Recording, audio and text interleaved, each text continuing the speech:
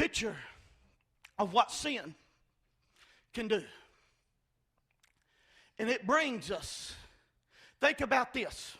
The life expectancy of man goes down as long as sin abounds.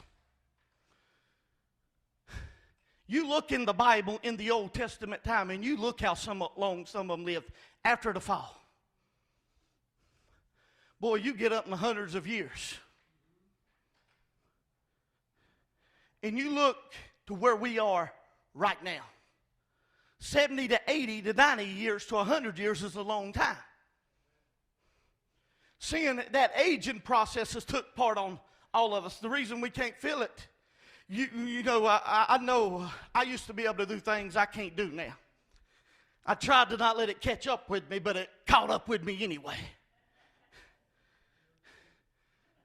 You know the feeling, don't you? No, what's caused this? It's because of the fall. And we look at the conditions of our time, and it brings us to what we are seeing, especially in the last few weeks. It seems like lawlessness is gone out the window. People are corrupt more than they've ever been corrupted.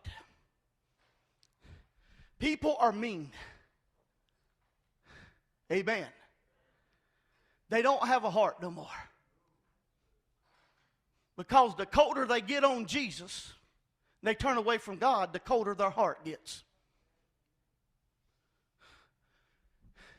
You look at this condition of the things that's going on.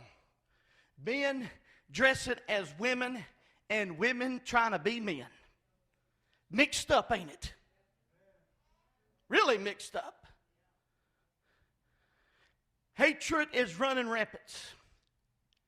And I'm telling you, watch the next few weeks. Dark days are probably ahead. You may not want to hear that, but I'm telling you the truth. This thing, it don't take, you see what's happening in Turkey. All of this. Everything's going, the rise of Islamic powers. Watch. This thing's set up for something. I'm going to even tell you, even the creation itself longs for a new day. It even groans. I believe sometimes the reason the earth quakes many times is because it's groaning. Paul alluded to that in Romans 8, verse 22 and 23. For we know the whole creation groans and travails in pain until now. And not only they, but ourselves groan within ourselves, waiting for the adoption, to wit, the redemption of our body. I don't know about you, but I'd long for the day till I see Jesus. Anybody know what I'm talking about? Every time I turn on the news or hear a report, there's just something inside of me that begins to ready to go on. Anybody know what I'm talking about? Every time I hear sicknesses, heartaches, and pains, it makes you want to go that much more. I believe it's the groaning for the redemption of our new body one of these days. I believe this creation knows that it's been polluted. It's been polluted by sin. Anybody know what I'm talking about? It's been marveled by sin. In this creation now, in this fallen world that we are in, what does it produce? It produces this wickedness. It produces these sicknesses. Amen. It produces trials. It produces troubles. And it produces heartaches. Anybody know what I'm talking about? Job 14:1 says, man that is born of a woman is of a few days and full of what? Trouble. But I got good news for you. Yeah, I got good news in the midst of it. I got good news in the midst of everything. Yeah, I know lawlessness is abound. People say, what good news? I was listening to them today. Some of these news anchors, they say, there's something changing for the worse. You know they don't know Jesus Christ. Just by listening to them. They say, we feel it. It seems like laws are out the window. I said, really? You could go back to the beginning. God told us how it was going to be before when he would come again. Well, let me tell you, even all the sickness, trials, and heartaches, there's still some good news. Can I tell you what the good news is? The King's coming. Can you just believe that? Say, the King's coming. How many would say tonight, the Kings are coming? In the midst of a dark world, the Kings are coming. In the midst of trials and heartaches and despair, there's a King that is coming. I'm telling you tonight, I'm not going to get down. I'm going to look up, because when I see all of these things, I know my redemption draweth nigh. The King of kings and the Lord of lords is coming again. In the midst of it all, there's a light that's shining from above. It says, I'm coming again. Anybody know what I'm talking about? That King surely to come. I'm telling you, don't get discouraged tonight. Don't give up, but hang on, because the King's coming again. I don't know how far I'll get tonight, but I'll tell you this. The King's coming to straighten out a mess the mankind left this world in. How many know that if you put man in charge of something, they'll leave a mess? That's what's happened. He's coming to straighten out this mess in this world. Let me tell you how it's going to be, because it's going to start out with the stages. The first stage is the rapture. That's for the saints. Not every eye is going to see him there. Only the saints of God, we're going to be caught up with him. And it's going to happen quick. Blink your eye quicker than that, in the twinkling of an eye, quicker than that. Everything, just that quick. Everything's going to be changed. Then right after the rapture will come a time called the tribulation period. This world ain't seen nothing yet until the tribulation hits. And at the end of the 7-year tribulation, they're going to gather in Megiddo to the valley of Armageddon. And all of a sudden coming from heaven, I'm going to ride a horse this day. I rode a horse years ago, and I said I'll never do it again. But I'm going to ride a horse I don't have to worry about falling off of one day. I'm going to ride a horse coming straight from heaven. And I'm going to be right beside the King of kings and the Lord of lords with all the armies of heaven. And he's going to come and he's going to wipe it out. And he's going to set up a millennial reign. For 1,000 years, Satan is going to be bound. And after that 1,000 years, if you want to know more, I don't have time to explain it all tonight. And after that 1,000 years, Satan's going to be loose for those who survive the tribulation, for those who make it through in their natural bodies that are birthed during that time. He's going to be loose to see who he can deceive again. And after that is done away with, that time, God's going to throw him out. And all of a sudden, God said it's been polluted long enough. After he binds him for the final time, after he throws him into the lake of fire. Don't you want to be there when he throws him in? That way you can get a kick at that old devil. I know I do. I want one good kick is all I'm asking for all the troubles and trials. But the King of kings and the Lord of lords is going to bind him up and throw him into the lake of fire forever. Then we get right here in the Revelation 21. Jesus said they would be a new heaven and a new earth. Some would say, why does he have to make it new? He's going to freshen it up because it's been polluted by sin.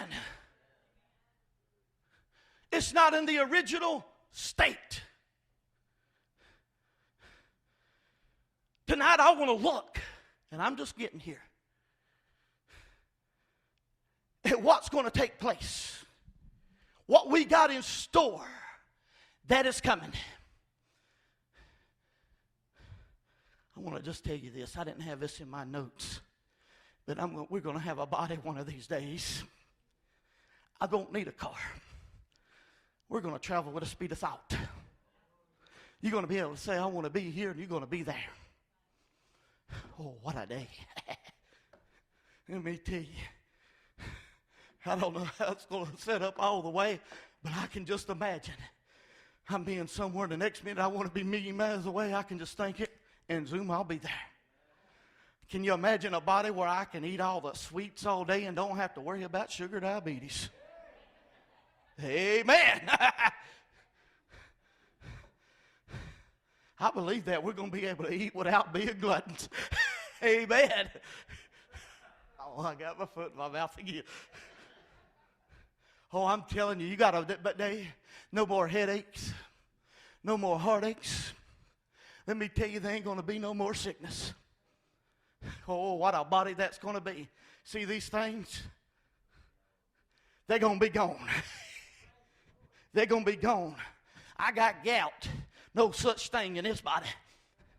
I don't like the word cancer. Cancer's bad. Anybody know? But it seems like it's spreading like wildfire. No such thing. It ain't going to be able to get a hold of that body, is it? Because why? It's a glorified body. Oh, what a body it's going to be. I'm telling you, there's something to look forward to tonight. I'm telling you, there'll be a freshness over that earth. And the Greek word for new is kainos. If I'm pronouncing that right, it will meaning fresh. It will be new as obvious, but it will remain new. It will remain fresh forever because there's going to be an absence of sin. How many know what it's like to smell the freshness of morning sometimes? You can smell the newness of it, can't you?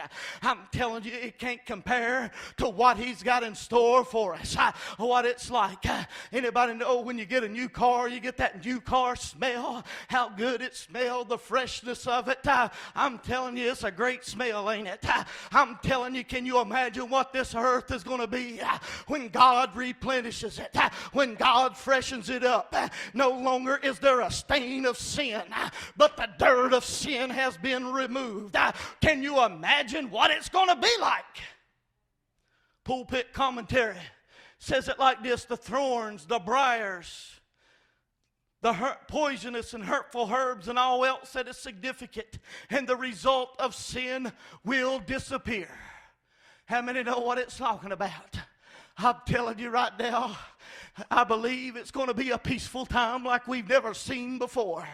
Today you can't go around without locking your door, without somebody afraid of somebody breaking in.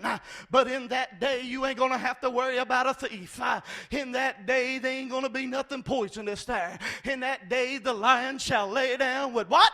The lamb. I'm telling you, I can see it right now. I love my bears. I love my black bears. I like that when I go down to the Smoky Mountains in Cades Cove, you can ask her. If I saw one, I'd play, see how close I could get to him. Yeah. I got swiped that one time, but that's all right. But can you imagine a day when those things like that, you know it's wild, all of a sudden seem tame? Yeah. There ain't going to be no things that's hurtful. The curse is going to be lifted. Ain't you glad of that? I still ain't figured out this. I'm telling you, what a day. But I want to hear where I want to go. There's an absence of sin. Here's what makes it. Revelation 21:8 says, but the fearful, the unbelieving, the abominable, and murderers, and whoremongers, and sorcerers, and idolaters, and all liars shall have their part in the lake which burneth with fire and brimstone. What does that mean? No more sin. There ain't no more devil. Amen. Every one of you ought to be shouting on that. The Antichrist, no thought of. The false prophet, burning. And the enemies of God will be done away with at this point. He's going to get rid of them. It tells me no more violence. Amen. No more alcohol. No more hate. No more terrorism. No more drugs. No more wickedness. No more pornography. No more hospitals. Anybody know what I'm talking about? There's going to be an absence of these things one of these days. I'm telling you, I think about Isaiah 35:8. He says there shall be a highway there.